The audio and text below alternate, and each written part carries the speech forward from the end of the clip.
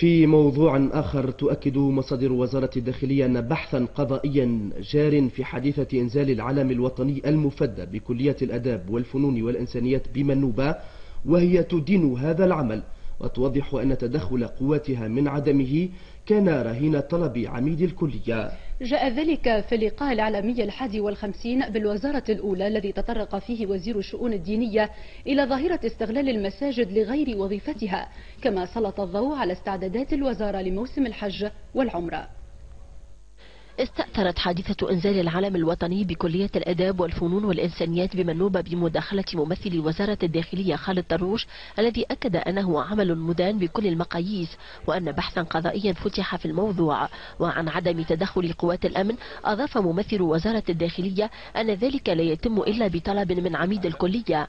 وعن تنامي ظاهرة السلفية في الفترة الأخيرة، أكد المصدر نفسه أن وزارة الداخلية تتابع وفق خطة تأخذ بعين الاعتبار خطر العناصر المسلحة منهم على أمن البلاد. وفي تطرقه للاعتصامات سيما غير المرخص فيها، أكد ممثل وزارة الداخلية أنه سيقع التصدي لها مستقبلا. أما عن فك الاعتصام أمام مقر التلفزة الوطنية فيصرح: الموضوع تعهدت به النيابة العمومية، هي اللي تأذن القوات الأمن باش في صورة ما إذا يستدعي الأمر تتدخل باش تفرقوا. ونتصور أنا أي طرف حس وأنه عنده ضرر من الموضوع هذا عنده يلجأ هو بيده للقضاء، ونحن انتو كمراقبة متواصلة للاعتصام هذا، ونستناو في أي إذن من النيابة العمومية باش نتصرفوا كوحدة أمنية.